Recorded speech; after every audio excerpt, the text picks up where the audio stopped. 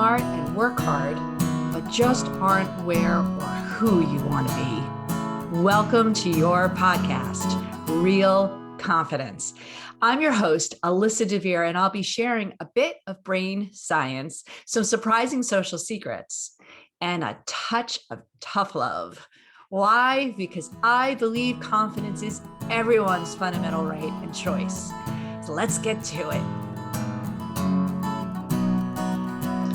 Hey. I get asked to speak on a variety of topics, but they're usually very close to the confidence word, confidence to give presentations, confidence to participate in meetings, even the psychological safety stuff that we're into these days. I get asked a lot, and it's obviously very close to confidence. So while I often talk about confidence villains and other bullies, I was really surprised when I was asked to come back to keynote for the second year in a row, a nursing conference.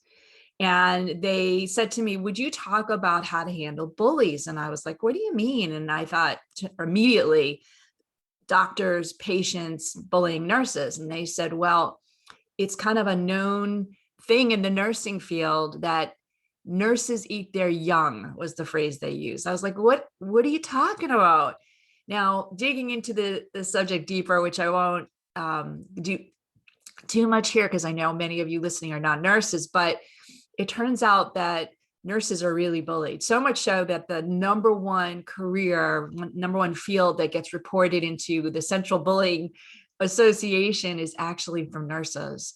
It's heart-wrenching, but I think when you understand why and how it happens, it makes a lot of sense. Doesn't make it right, but at least you can understand why. And we're going to delve into this issue of bullying in general, whether you're a nurse or not, because we all are subject to it, actually more than you realize.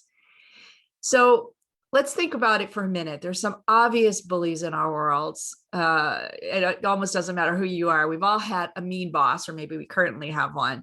We have some dominating relatives, a father, an uncle, a mother, an aunt, somebody that really just is always kind of imposing their, not just opinion, but their way, right?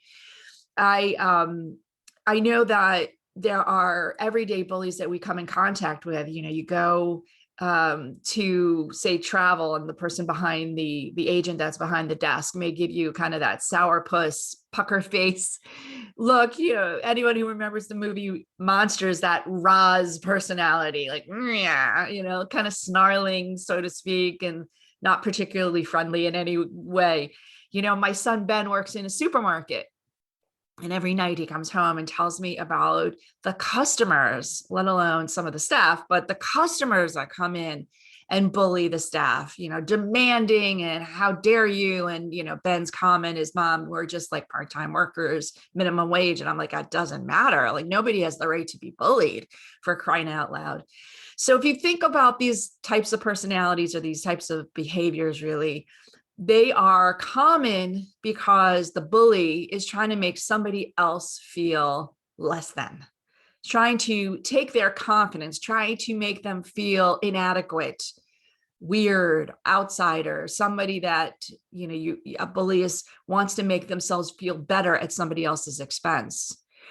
Now, this is, again, maybe not shocking because you think about it for kids, but of course, as adults, we don't always see the world the same way for ourselves, let alone other adults. But I want you to think about this, because if the game, if you will, is to make somebody else feel weaker, less than, vulnerable, then there's an awful lot of other bullies that you probably don't even recognize. Now, forgive me, I love salespeople. We're all salespeople in reality, but pushy salespeople, the prototypical used car salesperson, or anyone that is trying to make you buy something that you really don't want, but you're being led to believe you need it, you should have it, you deserve it. Those pushy salespeople, that's a form of bullying.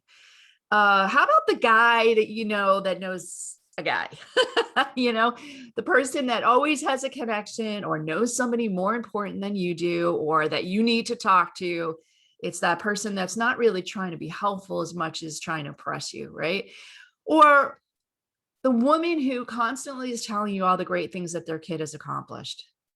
They don't necessarily care that they're upsetting you, that your kid is maybe as accomplished, or in some cases, maybe completely disabled. I mean, I did an interview years ago with these two moms, and they were rock stars. Both their daughters were bipolar. And so they wrote a book about Shut Up About Your Perfect Kid. And it really kind of opened my eyes that in our need to impress and kind of brag about our own kids, we actually could really bully other people, other parents that don't have that ability or don't want to brag about their kids. So needless to say, that's another form of it. I'll give you one more, and this is kind of an all-inclusive, but anyone who's flaunting their wealth, their knowledge, their connections, any kind of brag, if you will, flaunting of that's a bully. Anyone who's cocky, bitchy, bitter, arrogant, indifferent. Let's throw in pedantic in that mix. That's when somebody makes you feel deliberately stupid, or somebody who is indifferent. It just doesn't pay attention to you, kind of like blows you off. Again, all forms of bullying. And the commonality is that they're trying to make somebody else feel less important, less relevant, less that they belong. And so the bully is, whether intentionally or not, stealing the other person's confidence. Now, I will say this is a social construct. This is just part of who and how we act, particularly in the United States. We're very much taught to put in our LinkedIn profiles all our accomplishments and how awesome we are, our resumes, everything else that's supposed to reflect our awesomeness.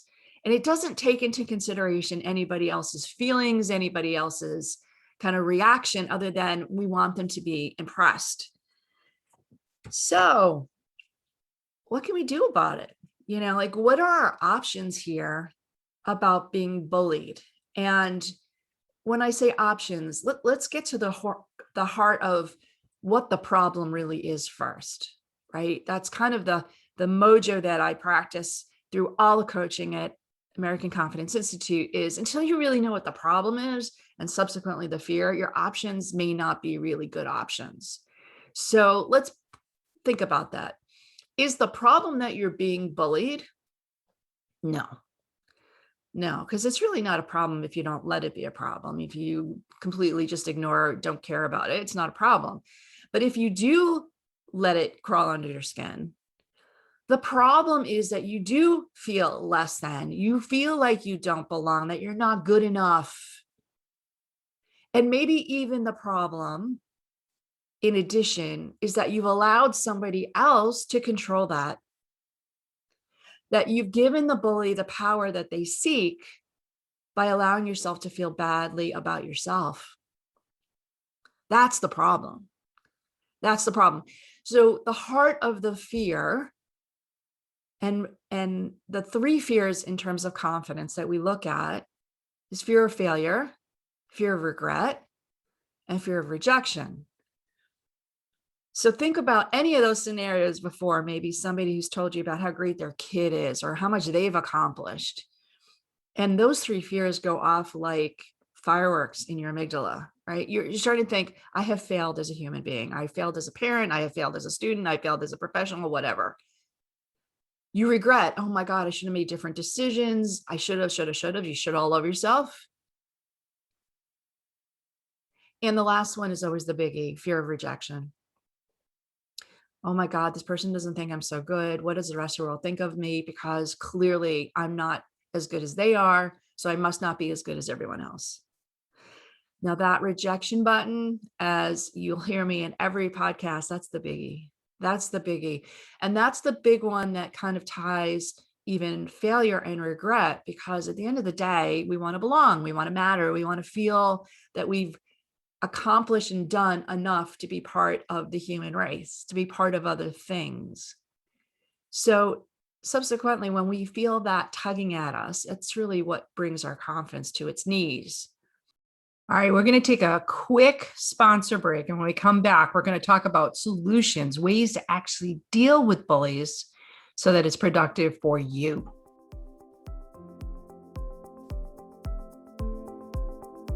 This podcast is sponsored by the ERG Leadership Alliance.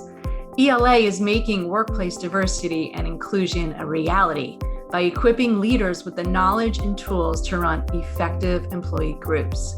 You can learn more about ELA's many events, training, and tools at www.ergleadershipalliance.com.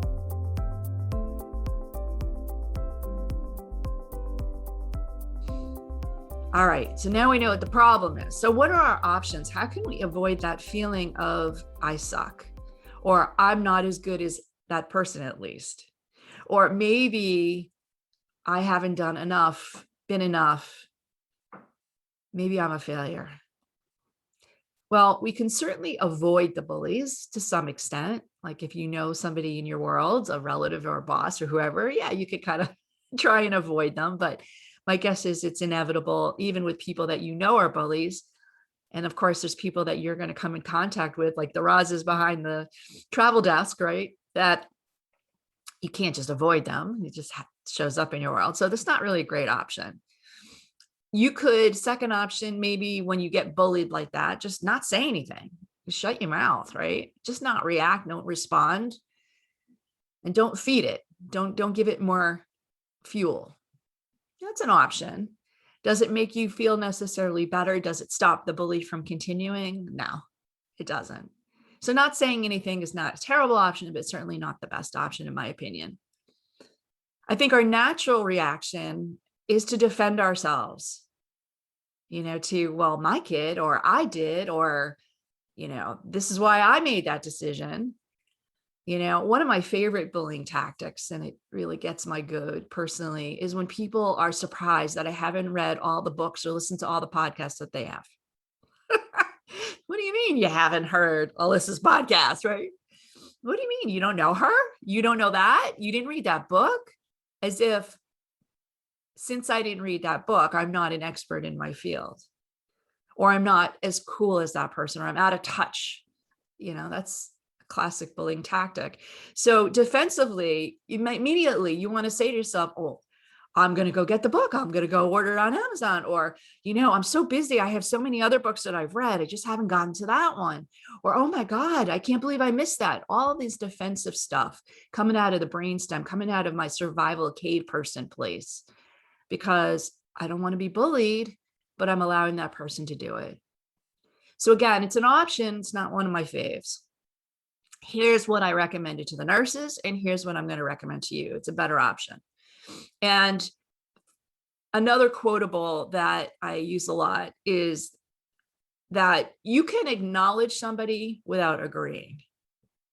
Acknowledge without agreeing, which means you let them know that you heard them, but you don't tell them that you agree with what they said.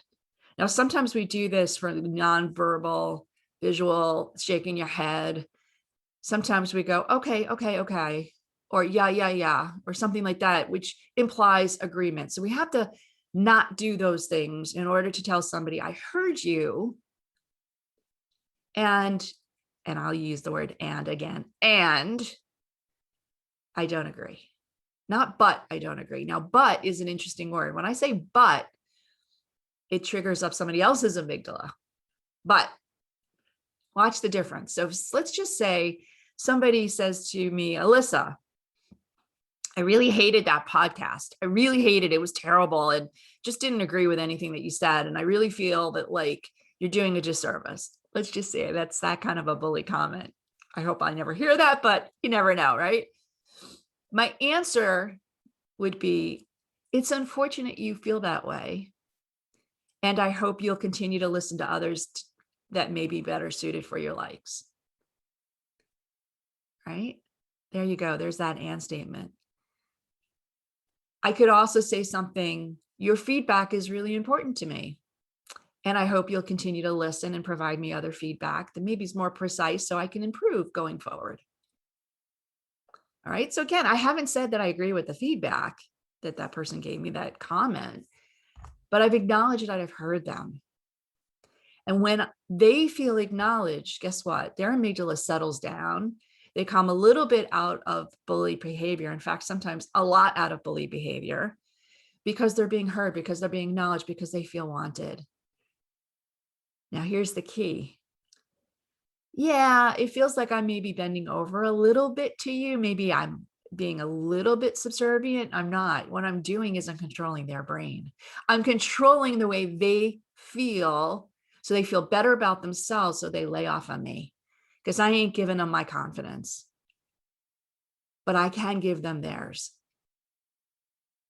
So by using that phrase and acknowledging that I heard them, I hear your concern, and it really helps for that reason. Does it always work? No, because the bully has to hear you, right? And they may be so uptight, so upset, so traumatized, whatever their excuses for being a bully, they may not hear you, but it is worth a try. And in that moment, you've taken control of your own confidence, you're owning it, you're protecting it, and you're not letting that person take it from you. That's what it's all about, right? Now, I'll give you one other little power tip here, and I call it a smack. You're going to smack them back. When you go to say that beautiful phrase, it's unfortunate you feel that way, or I hear your concern, and do a big smile before you say it. So that SM in smack is smile. It's really hard to bully somebody who's smiling at you. And if the bully does it, man, they're going to feel really bad about it later. So maybe just use it as your little shield, your smile shield. So SM, smile, and then smack them back with acknowledgement. All right. So smile and acknowledge. Those are the kind of protection shields that I want you to put on for your confidence in any bully situation. So, my friends, it is always my mission when I get up in the morning to give more confidence to the world, because it makes me feel like a superhero. But again, we're all superheroes because we can give each other confidence. So not only keep yours protected from those bullies out there as you go through your world later today and forevermore, keep it safe, because the world needs your confidence and they need to have their own. So if you can help somebody else, bully or otherwise, please do. And a simple way you can help other people with their confidence is if you liked this podcast and you think somebody else could benefit from it, please share it. Do it on social media, like or share, or just let them know where the link is. I would be so grateful. And together, we can bring more confidence to the world. Thanks so much for listening. This is Alyssa DeVere. I'm looking forward to talking to you again soon on the next podcast. This podcast was produced by Mindful Media. All rights reserved by Alyssa DeVere and the American Confidence Institute. Music written and performed by Jeff Weinstein.